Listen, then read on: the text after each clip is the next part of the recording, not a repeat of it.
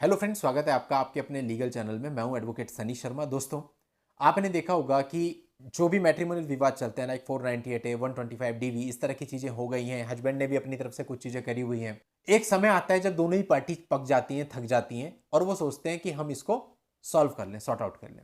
अच्छी बात भी है, अगर रीजनेबल और एमिकेबली सेटल हो रहा है तो सेटल कर लेना चाहिए। अब बात यह है कि लड़की ने तो एफआईआर करा रखी है। अब बाकी के जो केस हैं, डीवी और 125, अगर म्यूचुअली आपका सेटल हो जाता है तो वो तो एक सिंगल एप्लीकेशन पे विड्रॉ हो जाते हैं, उसमें बड़ी बात नहीं है। लेकिन 498 अगर आपके ऊपर है तो उस 498 का क्या करें।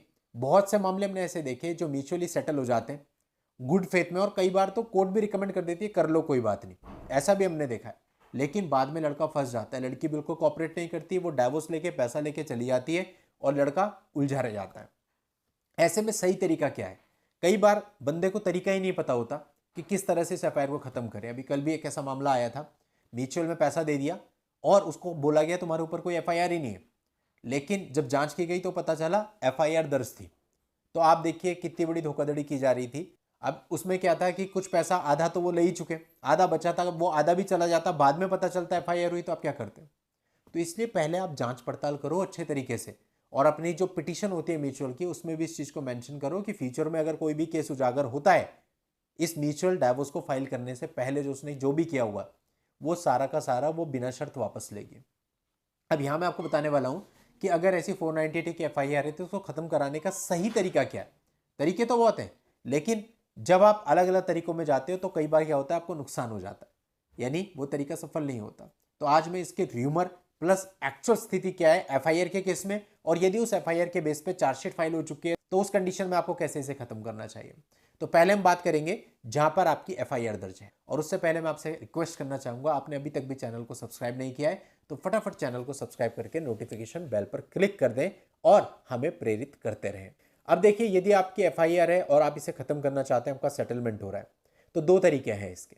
पहला तरीका तो यह है कि जो लड़की है वो एक एफिडेविट दे पुलिस को कि भाई मैं इस मामले को आगे नहीं चलाना चाहती हूँ, इस एफआईआर के बेस पे कोई कार्रवाई नहीं चाहती हूँ, हमारा सेटलमेंट हो चुका है, म्यूचुअल डाइवोर्स हम लोग ले रहे हैं। और पुलिस क्या करेगी, उस एफिडेविट के बेस पे उस एफआईआर पर एफआर लगा देगी। तो एक तरीका तो यह है।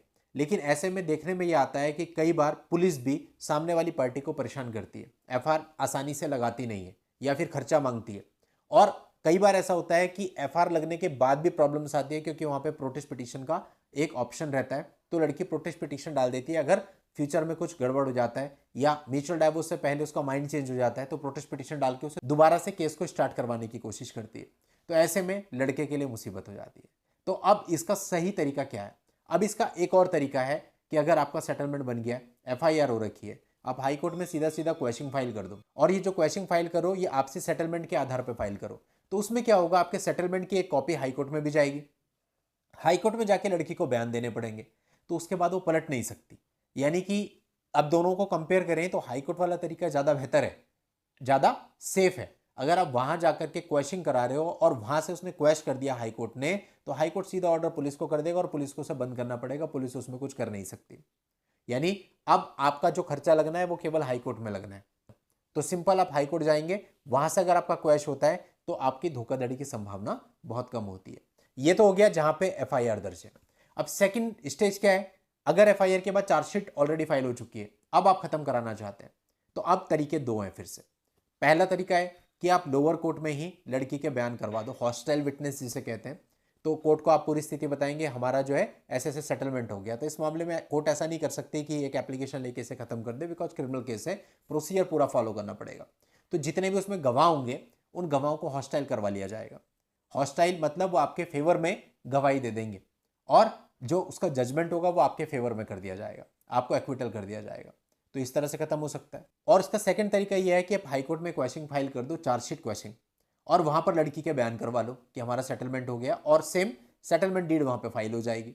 तो वहां से क्या होगा कि लोअर कोर्ट को हाई कोर्ट का ऑर्डर आ जाएगा कि मामला क्वैश हो चुका है, चार्जशीट क्वैश हो चुकी है, प्रोसीडिंग खत्म कर दी जाए, लोअर कोर्ट से ऑटोमेटिकली ही खत्म कर देगा। यहां भी मैं आपको कहना चाहूंगा दोनों में से बेहतर तरीका हाई कोर्ट वाला है। अगर आप हाई कोर्ट से कराते हैं, लड़की वालों से पहले ही बात कर लीजिए, भैया जो आपका 498 का केस आपने किया हुआ है, चार्जशीट फाइल है, हाई कोर्ट में क्वेश्चन जाएगी, और उसका जो भी खर्चा होगा वो आप बियर करेंगे क्योंकि केस आपका है, या फिर आधा आधा कर लें जैसे भी आपका अमिकेबली बनता है। लेकिन मेन बात यह है कि उससे पिटीशन में, म्यूचुअल डाइवोर्स की पिटीशन में ये जरूर लिखवा लें कि फ्यूचर में यदि हाईकोर्ट उसको बुलाता है बयान देने के लिए या पुलिस बुलाती है तो वो पूरा कॉपरेट करेगी। ये कंडीशन आपकी म्यूचुअल डाइवोर्स की पिटीशन में और सेटलमेंट डीड में दोनों में होनी चाहिए। तो फिर क्या है कि लड़की के एक बार वहां पे बयान हो गए तो फिर आप सेफ हो, आप आराम से इससे बाहर आ सकते हो। और फ्यूचर में धोखाधड़ी भी करती है ना, सेकंड मोशन के टाइम पे आपने देखा होगा, मैंने बहुत वीडियो बनाए, कई बार लोग फ्रॉड कर देते हैं, चीटिंग कर देते हैं पैसा लेने के बाद या सामान लेने के बाद या गाड़ी लेने के बाद या आभूषण लेने के बाद। तो ऐसे में हाईकोर्ट में कम से कम उसके बयान दर्ज है, तो लड़की कल को कहीं ना कहीं फंसेगी, कुछ ना कुछ रास्ता निकलेगा। अदरवाइज तो कोई रास्ता नहीं होता, लड़का बेचारा कुछ कर ही नहीं पाता। तो इसलिए हाईकोर्ट वाला ऑप्शन ज्यादा सेफ है। तो इस तरह से आप अपनी 498A की एफआईआर को या चार्जशीट को खत्म करवाएं सेकंड मोशन होने से पहले। उसके बाद सेकंड मोशन पे आप साइन करें, उसके बाद आप फाइनल पेमेंट करें। अगर आपने पेमेंट कर दी, डाइवोर्स दे दिया, उसके बाद आप झेलते रहो, सामने वाली पार्टी को कोई मतलब नहीं होता जनरली। ऐसा नहीं है सभी ऐसे होते हैं, लेकिन मैक्सिमम लोग आज के समय पे ऐसे ही करते हैं दूसरे को परेशान करने के लिए। तो चलिए दोस्तों, उम्मीद करता हूं आपको पूरी बात समझ में आ गई होगी। आज की इस वीडियो में इतना ही। नेक्स्ट वीडियो में नई जानकारी के साथ मैं आपसे फिर मिलता हूं। तब तक के लिए good bye and thank you for watching. Take care.